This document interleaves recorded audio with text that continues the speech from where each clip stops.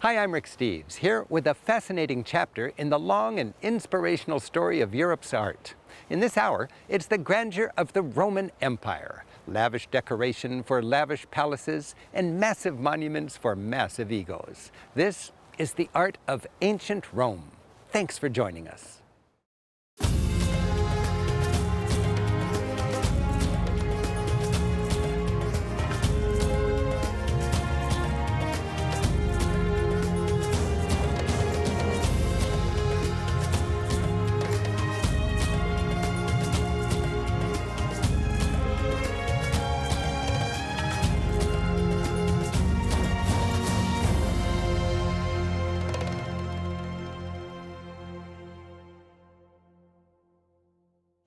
Ancient Rome lasted 1,000 years, from 500 BC to 500 AD.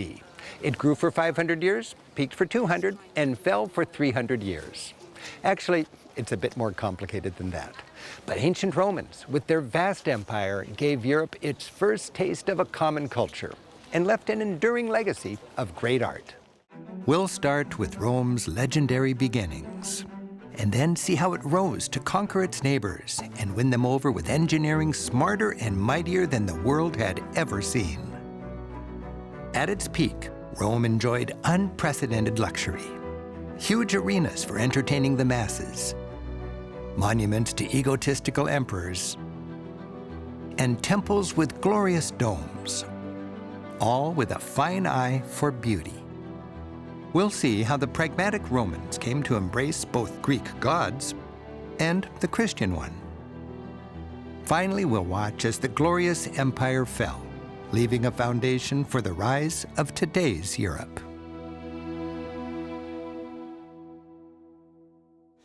With their powerful military, knack for government, and engineering genius, the Romans conquered most of their known world. That magic mix of Roman greatness was born right here, in this valley, between Rome's legendary 7 hills.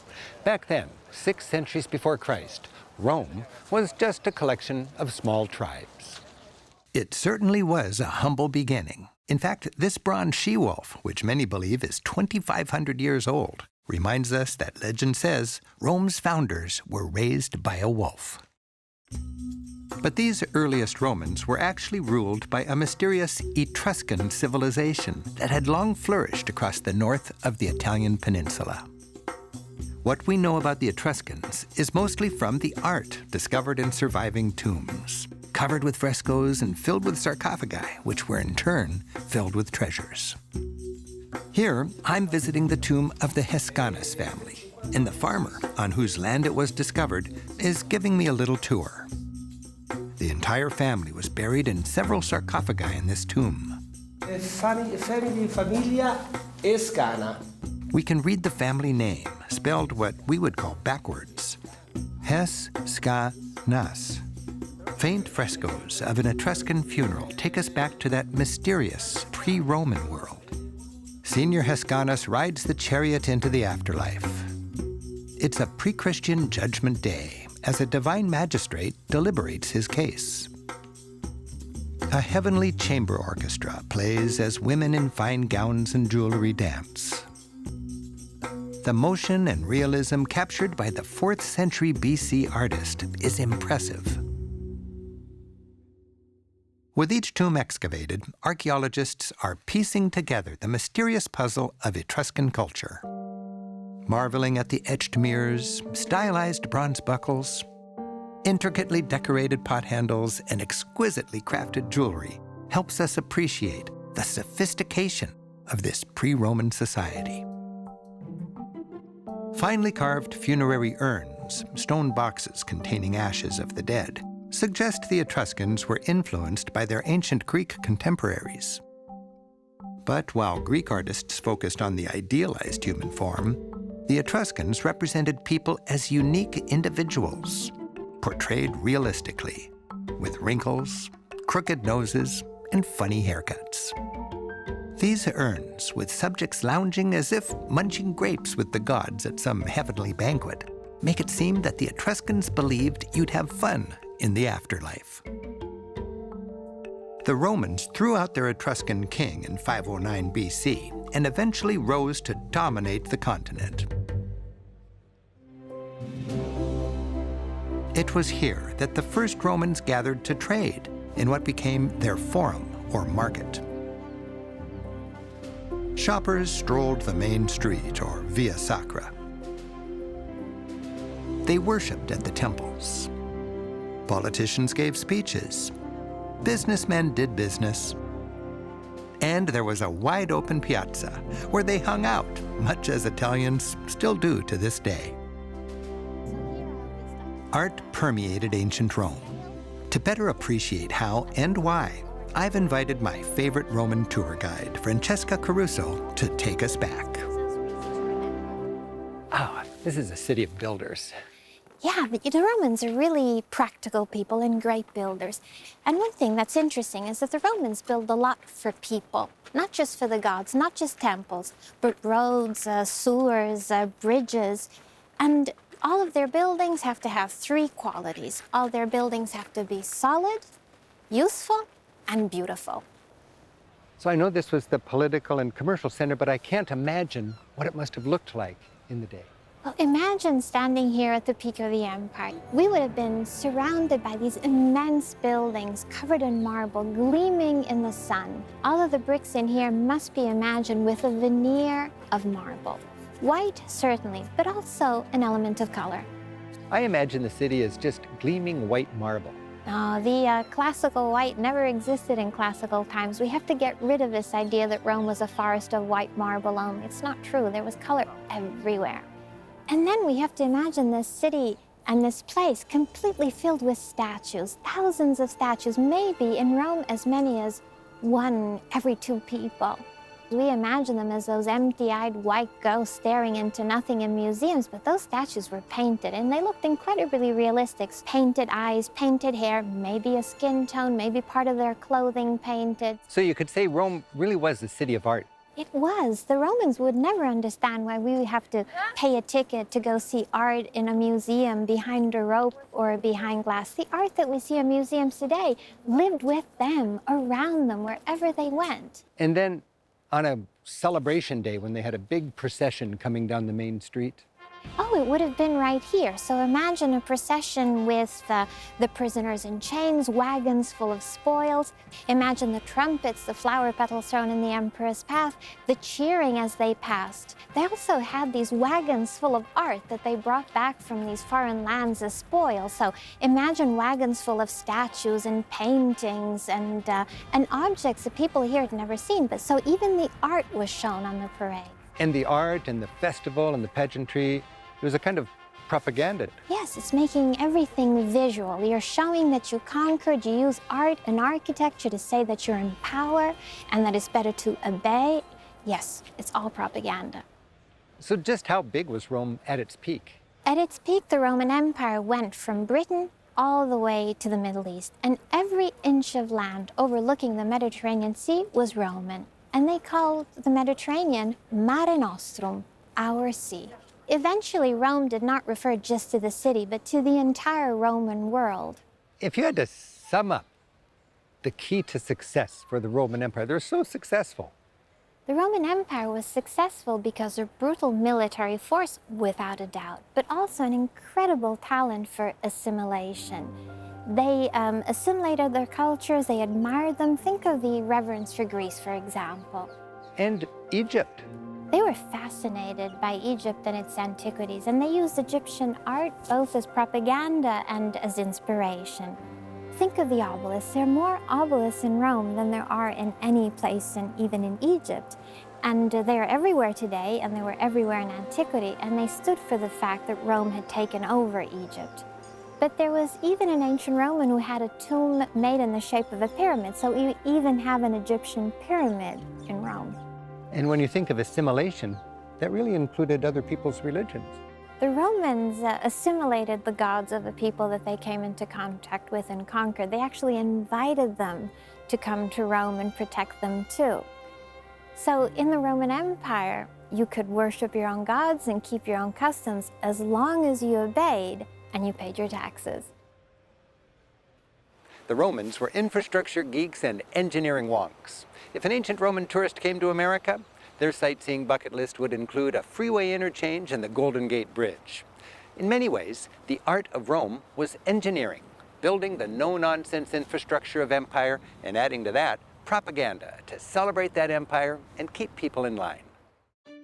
As Rome expanded, they built elaborate waterworks, aqueducts you can see to this day, bringing fresh water into the great cities of the empire. To Nîmes in France, Segovia in Spain, and of course into the city of Rome itself. They built roads to connect their conquests and facilitate trade and communication. The Appian Way, Rome's gateway to the east, was the grandest and fastest, a wonder of its day. Very straight, as Roman engineers were fond of designing, it stretched 400 miles, past Naples and on to Brindisi, from where Roman ships sailed to Greece and Palestine. These are the original stones. By the 1st century BC, you could have traveled from Jerusalem all the way to Spain on Roman roads like this, through an empire enjoying unprecedented stability and peace. Whether you were a traveling tin merchant, a postal carrier, or the commander of some Roman legion, this network of roads made doing your work much easier. This modern, cliff-hugging road in southern France actually sits upon an ancient highway built by the Romans as they consolidated their control of these hostile lands. And, declaring victory, stood an impressive use of art as propaganda. The towering Trophy of the Alps celebrates that conquest and the quelling of the last hostile tribe. With this victory, the completion of the main artery connecting Italy and Spain was made possible. This opened the way for the vast expansion of the Roman Empire. The inscription tells the story. It was erected by the Senate and the people, and lists all the feisty barbarian tribes that put up such a fight. The vanquished lie in chains at the feet of their conqueror, a stern reminder to any who would challenge the growing empire.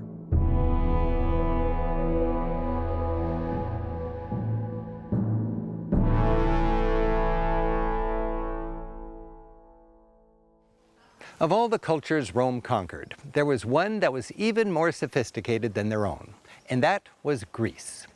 While Rome conquered Greece militarily, in many ways, it was conquered in return by Greek culture, religion, philosophy, art, and so on.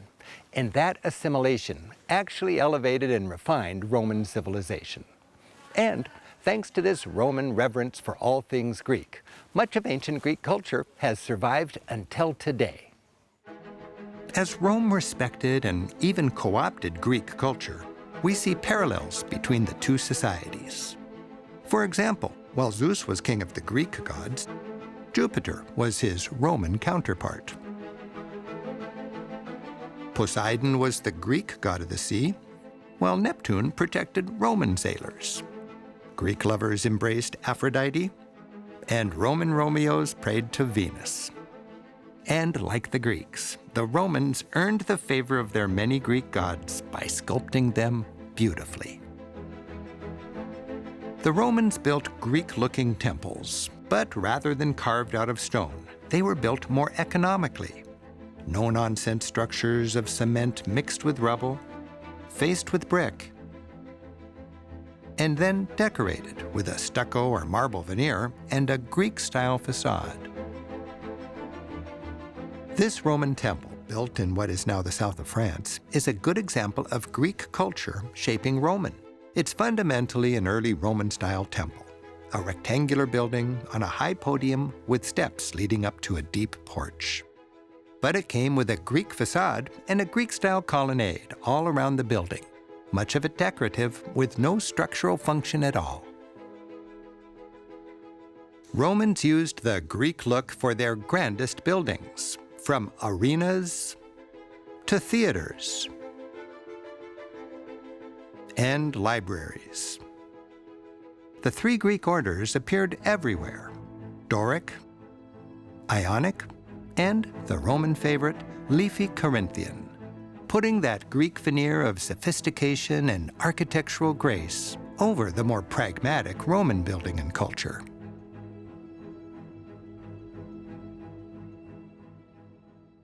Romans emulated the high culture of the Greeks, and when it came to capturing beauty, their forte was making excellent copies of Greek originals. In fact, many original Greek masterpieces, like this discus thrower, while lost today, survive thanks to the Romans, who cranked out copies of them in mass quantities to decorate their temples, villas, and baths. This Venus, another roughly 2,000-year-old Roman copy of a 2,500-year-old Greek original, only survives as a Roman copy. It's one of the purest representations of idealized feminine beauty from ancient times. These fine Greek-style statues, tangled wrestlers, kissing cupids, and playful characters, which once adorned the courtyards of wealthy families, are constant reminders of the sophisticated Greek culture that made wealthy Rome even richer. By the way, whether in ancient times or in modern times, sculpting with marble is essentially the same process. The sculptor generally starts with a clay model. Making this is the creative work of the artist. Once this is finished, it's copied. An artisan can take it from there. From the clay model, a plaster cast is made. And then, with a pointing machine, corresponding points are copied. The sculptor starts with a raw piece of marble, chipping at first with a big chisel, then various finer chisels, then a rasp, and finally polished with sandpaper, creating the same timeless beauty as the ancients. By the 1st century BC, Rome had grown so vast that its original government, a more democratic republic, had become unsuited to rule such a far-flung territory.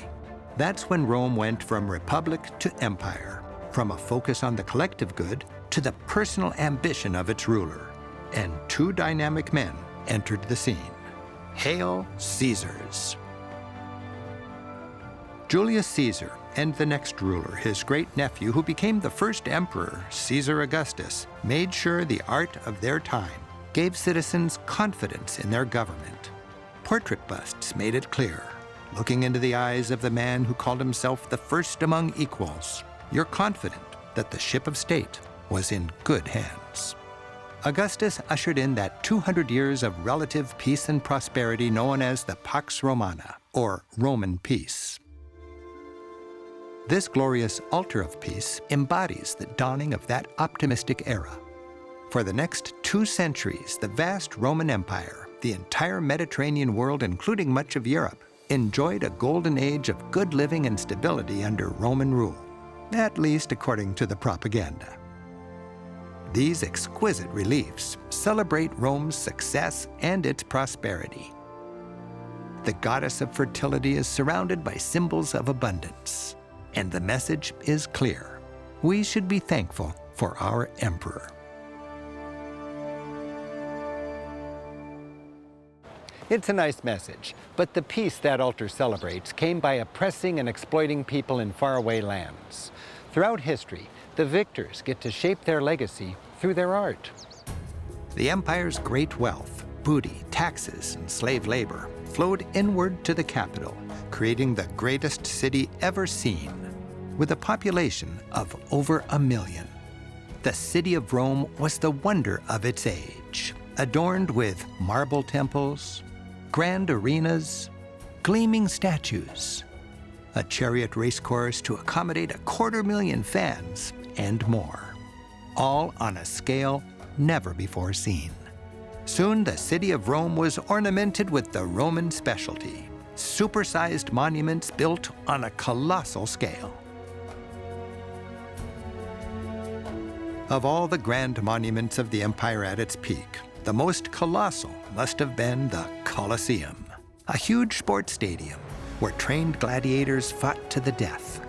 The Colosseum, solid, useful, and beautiful, is a great example of Roman architecture and aesthetics.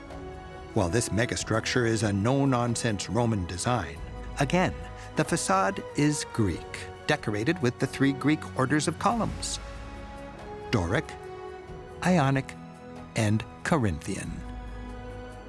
Stepping inside, you can almost hear the roar of ancient Rome.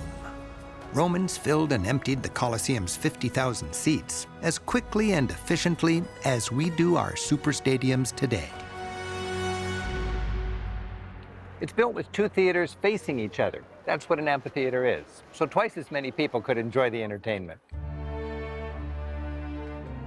The Colosseum was a huge stone metaphor for the empire itself. Well designed, really big, filled with violence, and practical for the people.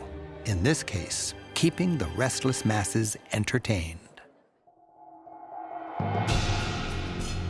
Emperor Trajan's column, essentially a propaganda billboard, marks the empire at its peak around the year 100. It trumpets the glories of the army and the emperor who ruled Rome in its heyday. Like a 200-yard-long scroll carved in stone, this continuous narration winds all the way to the top. The purpose, like so much art from ancient Rome, telling the story of yet another great military victory the way the empire wanted it remembered. The Romans realized you can't build really big with Greek-style marbles, columns, and beams. So they invented or perfected the round arch, domes, and the use of concrete, brick, and mortar. And they put it all together with brilliant engineering. A fine example of that is the magnificent Pantheon, the best preserved building surviving from ancient Rome. The portico, with its stately pediment, shows their Greek-inspired sophistication. But behind that is more no-nonsense Roman engineering. The columns are one single piece of granite, quarried in Egypt and shipped to Rome. They're massive. It takes 4 tourists to hug one. Stepping inside, you enjoy the finest look anywhere at the artistic splendor of ancient Rome. The colored marble, the mathematical perfection. Its dimensions are classic, based on a perfect circle, as wide as it is tall, 142 feet. Just add incense and togas, and you're there. The dome, the biggest ever built until then, is made of poured concrete. It gets thinner and lighter with height. The highest part is actually made with pumice, an airy volcanic stone. Pantheon. It means all gods. With 12 altars, it was where the many gods of the empire were worshipped. And the oculus, along with the door, the temple's only source of light, still seems to connect us mortals with the heavens. The Pantheon, which survived so well because it's been in continuous use for nearly 2,000 years, first as a pagan temple and then as a Christian church, has inspired architects to this day.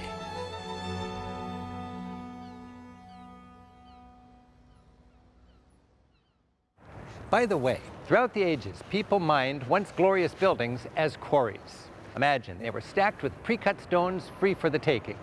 Block by block, they carted away most of this temple and then incorporated what was still standing, like these columns, into a modern building. While we often think of Roman art as grandiose, it was also intimate, especially when it decorated ancient homes. The wealthy covered their floors in what became a Roman specialty, mosaics. These are made from thousands of small, colorful stone tiles, laboriously pressed into wet cement. The Romans took mosaic making to the level of fine art. At first glance, these pictures look like paintings, but they're actually exquisite micro-mosaics, made of thousands of tiny, pixel-like chips of stone and glass. Notice the natural poses, shading, perspective. This is the Roman realism that would inspire Renaissance artists over 1,000 years later in Florence. And this art form is timeless. From ancient times until modern, artists have made delightful mosaics. The art of mosaic making is still alive and well. The process is much the same today as it was in ancient Roman times. Minerals are baked into glass to make a rainbow of colors. The colored glass and gold leaf pieces are broken with a hammer, then artfully set in wet cement. The results, beautiful today as they were in the days of Caesar. Romans also decorated their homes with colorful frescoes, giving them a creative outlet to celebrate things they valued. They added depth, believable 3D, to make it more realistic. Again, typical of the artistic skills that would be lost with the fall of Rome and not rediscovered until the Renaissance, centuries later. These delightful surviving frescoes bring color to our image of daily life back then. Romans liked to think of themselves as somehow living in parallel with the gods, so these domestic scenes come with a twist of mythology. And this painted garden, once wallpapering a Roman villa, showed an appreciation for nature while creating an atmosphere of serenity. In their everyday lives, Romans enjoyed the finer things. From exquisite jewelry to this delicate golden hairnet, we can only marvel at lifestyles of the rich and Roman. While centuries earlier the Greeks idealized with each goddess a classic beauty, the Romans added their own characteristic twist: realism. More down to earth, showing an intimate side of everyday Roman life. They decorated their homes with often whimsical statues and fountains. This statue captures a peaceful moment as a boy patiently pulls a thorn from his foot. And this tipsy faun is a playful reminder of a Roman trait that survives to this day: their fondness for good food and fine wine. Besides noble gods, they sculpted real people from all aspects of Roman life, no longer so idealized, but realistically.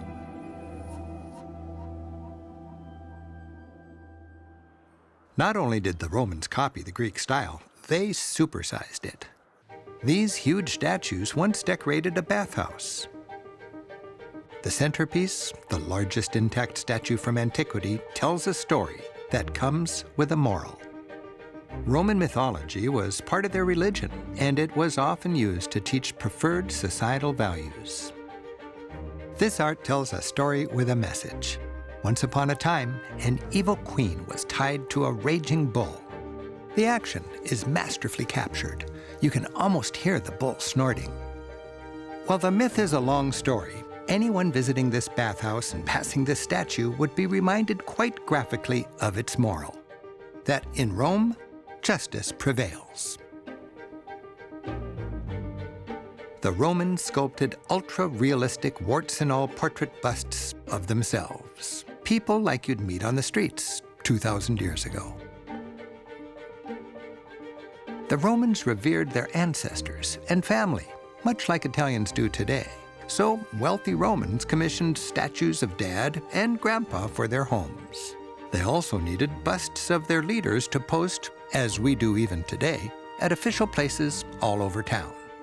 As you look into their eyes, you really get a sense of these everyday people, the proud citizens who built and ran Rome.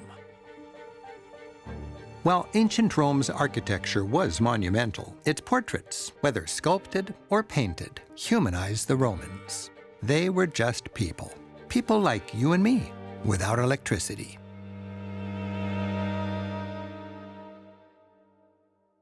Under the Pax Romana, the Romans ruled an empire stretching from the Nile all the way to Britain, and it was laced together with an extraordinary network of roads. Travelers today can find remains of the empire throughout most of Europe, and everywhere you'll find the same features. The same grid-planned streets, the aqueducts, Colosseum-inspired arenas, baths, public toilets, temples, monuments, and on pedestals far and wide, a statue of the emperor. Pompeii was a typical Roman city in southern Italy with all those typical features. From forums and temples to public baths and brothels. But with the eruption of Mount Vesuvius in 79 AD, life in Pompeii was stopped in its tracks. Tragic, I know, but for archaeologists, Pompeii was a shake-and-bake windfall. The excavated art and architecture of this once busy town offers an intimate look at the richness of ancient Roman life.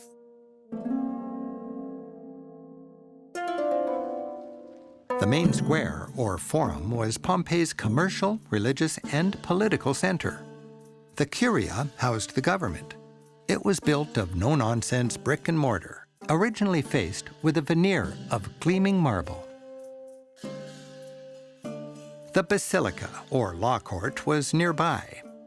The Basilica floor plan, a rectangular space divided into a central nave and side aisles by 2 rows of columns, was ideal for a meeting hall. Remains of homes at Pompeii give a glimpse into how the wealthy lived and enjoyed their art.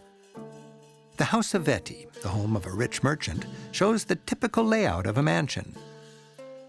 Its colonnaded inner courtyard, a formal garden with water flowing to give freshness, was ringed by colorfully frescoed rooms.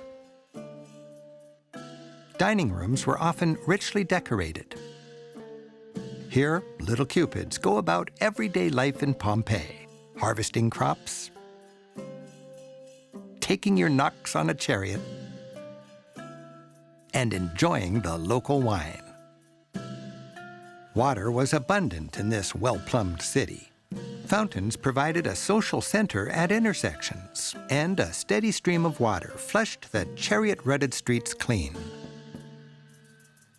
So why the stones in the street here? Well, there was always water flowing along the roads and washing the roads, so that's why the sidewalk all over and the stepping stones.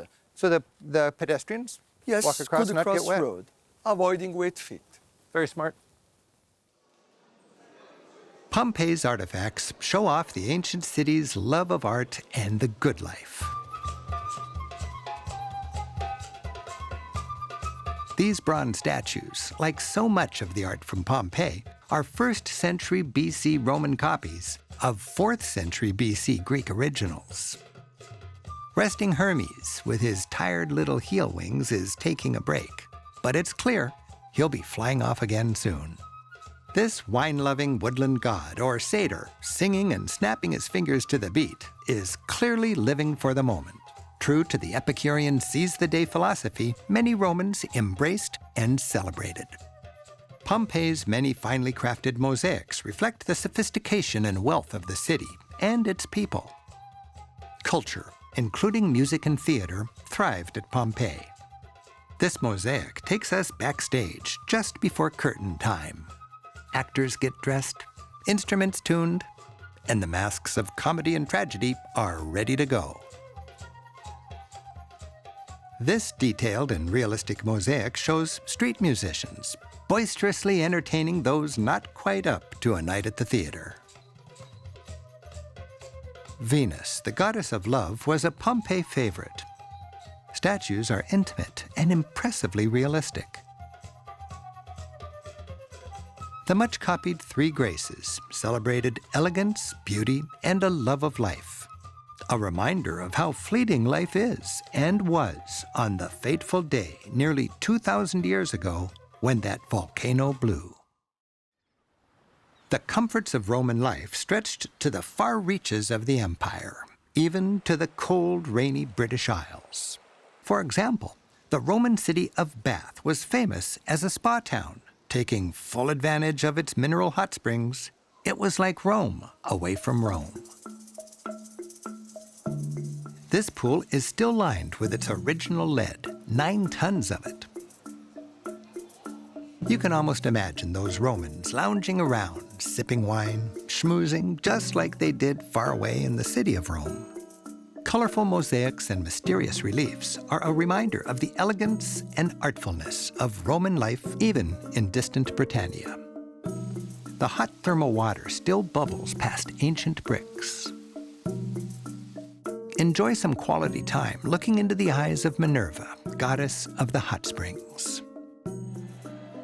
Then pop upstairs to enjoy a glass of the same healing waters ancient Romans choked down so long ago.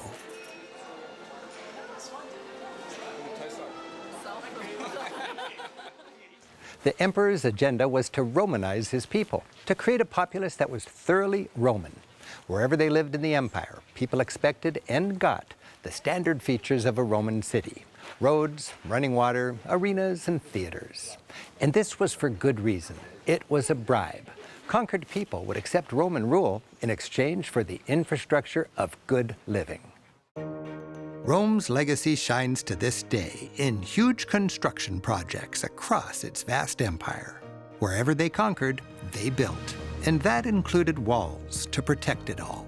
This once mighty wall, built by Emperor Hadrian, stretched 70 miles across northern England, close to today's border with Scotland, to protect Britannia and mark the northernmost reach of the empire. Water infrastructure was a Roman engineering forte and vital for the empire. The Pont du Gard in southern France is just one of many ancient aqueducts surviving across Europe. They heralded the greatness of Rome, reminding the far-flung empire's subjects how fortunate they were to be on the winning team. This perfectly preserved Roman bridge supported a canal or aqueduct on the very top. The Pont du Gard was a critical link, helping keep a steady river of water flowing cross-country and across this river. Remarkably, it was engineered so that the water dropped only 1 inch for every 300 feet for 30 miles, harnessing gravity to flow all the way to the city of Nîmes. A chance to walk through the top level shows how it all worked. This is what Roman aqueducts were all about. This is part of a 30-mile-long channel. A man-made river flowed through this for 400 years. You can still see the original stones, a thin layer of mortar that waterproofed the channel, and after centuries of use, a thick mineral buildup. The Pont du Gard's main arch is the largest the Romans ever built. The bridge itself has no mortar, just ingeniously stacked stones. Taking full advantage of that Roman specialty, the round arch, the structure is held in place by gravity. Simple as it may seem, the round arch was key to Roman architectural greatness. Previous structures were limited by 2 vertical posts spanned by a lintel, which was structurally weak. A round arch could span a much wider gap, and once the central keystone is placed, the arch can support just about whatever you want to build on top of it. Without the round arch, none of Rome's greatest structures would have been possible. Arenas like this one in southern France are another fine example of Roman engineering and Roman propaganda. In the spirit of give the masses bread and circuses, admission to arenas and theaters was free, another perk for subjects of Team Rome. The ancient city of Ephesus, on the west coast of today's Turkey, was Greek before it became Roman, a good example of cultural Romanization. Its main street, once lined with fine buildings, leads past a striking temple dedicated to the Greek-loving Roman Emperor Hadrian. And the city's library, filled with books in both Latin and Greek, showed off the Romans' cosmopolitan flair. This striking facade, featuring statues of women who symbolize the virtues of learning and wisdom, inspired the citizenry. Like any great Roman city, Ephesus had a fine theater. With good acoustics designed into the semicircular seating and the sound wall behind the stage, huge gatherings could enjoy plays and events here with unamplified voices. Its acoustics, remarkable back then, remain so to this day.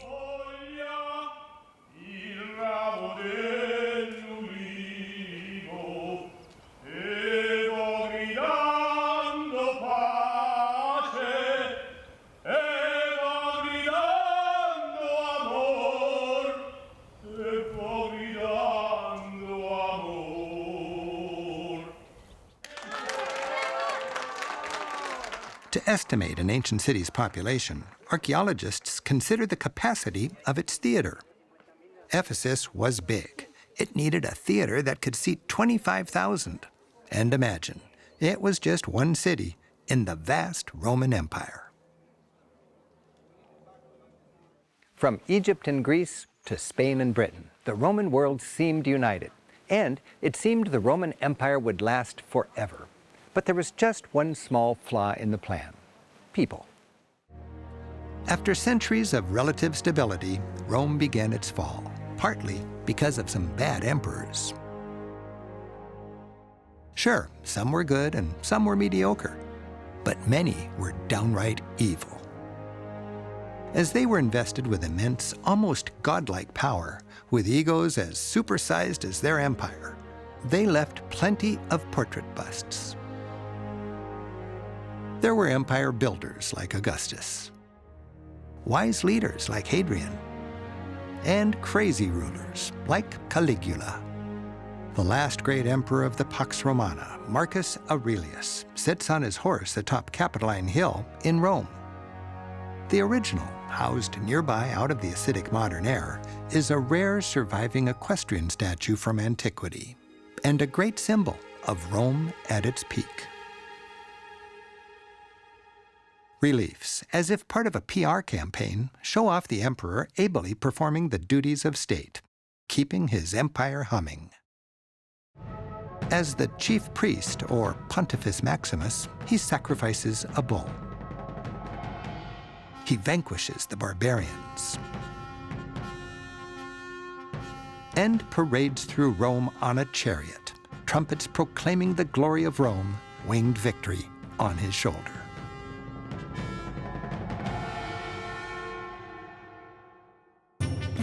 But after Marcus Aurelius, Rome was ruled by an unfortunate string of ineffective, incompetent, and now mostly forgotten emperors. The son of Marcus, Commodus, was a cruel tyrant. He declared himself a god, dressed up like Hercules, and clubbed innocent subjects to death. By this time, the fall of Rome was inevitable. But its decline was gradual, stretching across 2 centuries, and even during its fall, Rome produced some wonderful art. As Rome fell, the wealthy still had their countryside estates. This one's 500 miles south of the capital in Sicily, where they continued to live in the lap of luxury. This rich merchant carpeted his palace with fine mosaics. Each room had a theme, like this dining room with its scenes of Roman hunting. This room features Cupid's fishing. Far from the sea, only the very wealthy could afford seafood. Serving fish for dinner was showing off. This scene is as much an extravagant menu as a piece of art. Any top-end villa came with baths and a gym. These athletes are demonstrating Olympic-style events: discus throwing, racing, and some kind of ball game. For the winner, a victory palm and a crown of roses. And I thought bikinis were an invention of the 1950s. These mosaics give us a colorful peek at the lifestyle of Rome's elite. The expressive and realistic faces are a vivid reminder that it took a lot of people, real people, to run the empire.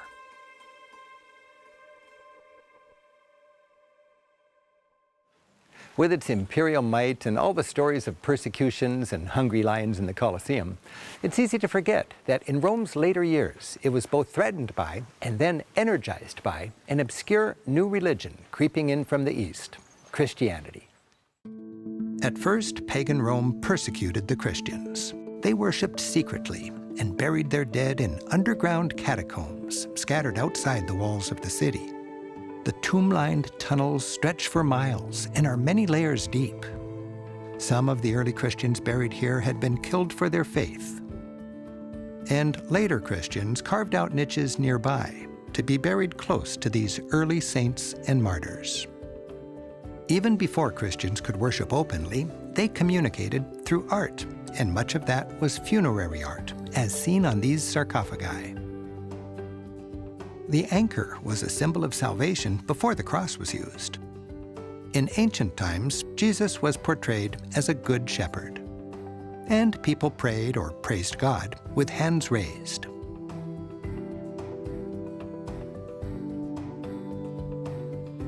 Christianity became increasingly popular. Finally, Emperor Constantine made a bold and perhaps pragmatic move.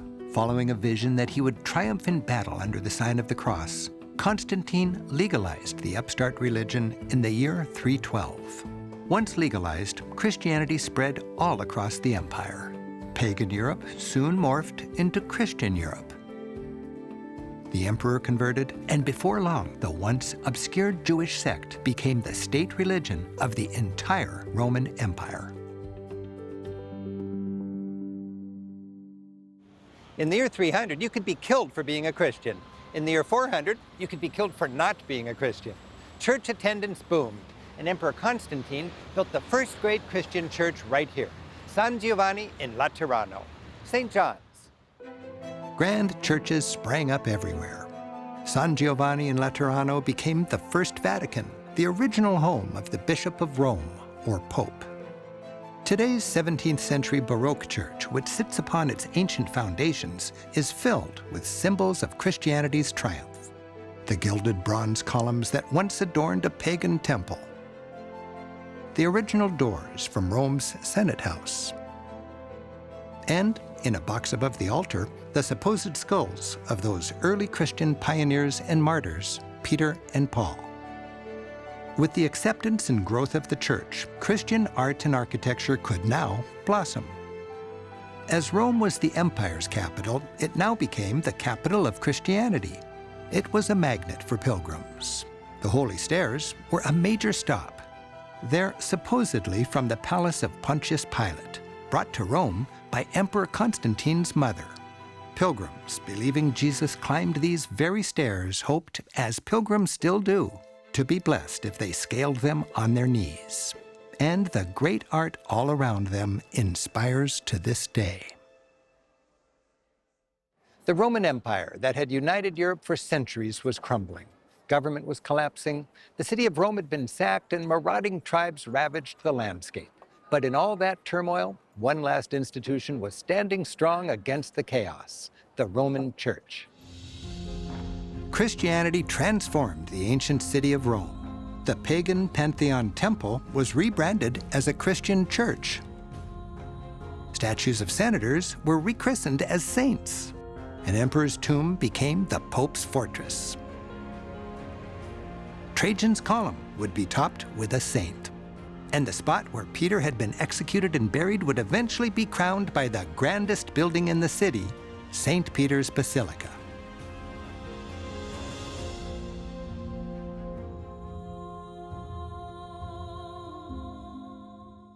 By the way, many churches are called basilicas, even though that term predates Christianity. When their religion became legal, suddenly Christians needed a large public space in which to worship. Rather than invent something new, they adopted the long-established basilica floor plan, which ancient Romans used for meeting halls. This gave churches their standard layout: a nave lined by columns leading up to the altar with aisles on either side. And they were decorated with the signature artwork of the Roman Empire, stunning mosaics. Rome's decline was gradual and fitful, but rulers still commissioned great art. In Ravenna, this 5th century mausoleum was intended for the sister of one of Rome's last emperors. Its precious mosaics, while dating from the fall of Rome, are considered the finest from ancient times. The light that sneaks through the thin alabaster panels brings a glow and a twinkle to the early Christian symbolism. The dome is filled with stars. Doves drink from fountains, symbolic of souls finding nourishment in the Word of God. This 5th century work shows the standard ancient Roman portrayal of Christ as the Good Shepherd. Jesus, dressed in gold and purple like a Roman emperor, is the King of Paradise, welcoming the faithful who were represented by lambs and surrounded by this timeless beauty.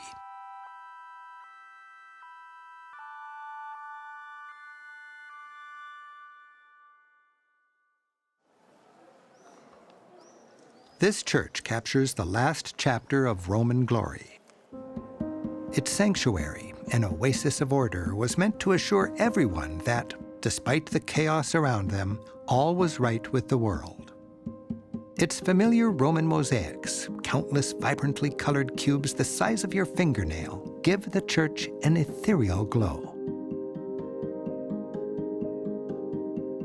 Christ is calmly in charge, overseeing the peaceful world below. And running things here on earth is his partner, the last emperor to rule a united Rome, Justinian. Sporting both a halo and a crown, he unites both church and state, supported by bishops and generals, who, with steady gazes, radiate a sense of stability. Facing the emperor is his powerful wife Theodora and her elegant entourage. The former dancer, who became his mistress, then empress, is decked out in rich jewels and pearls and carries a chalice to consecrate the new church. The art here is propaganda, a celebration of the Roman world. Everything is in good order. The ancient portrayal of Christ symbolizes perfection.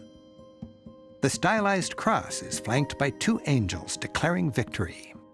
The ceiling is a festival of God's creation, with nearly 100 different birds, most still flying around this part of Italy.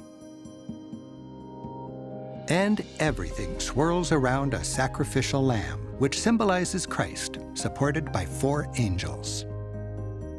Notice how this Christ is beardless, the style of the ancient Romans, while just steps away, this bearded Christ is the standard medieval portrayal of Jesus. These are some of the last artworks of ancient Rome, and the first of medieval works to come, bridging the ancient and medieval worlds. With its harmonious atmosphere, it's a poignant reminder of the peace and stability of a Roman order that was coming to an end.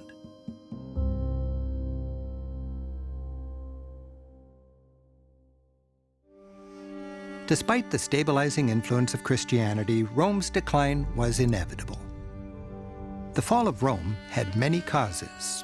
There was a string of terrible emperors. Especially near the end, emperors were routinely assassinated. The infrastructure crumbled. Critical ports silted up.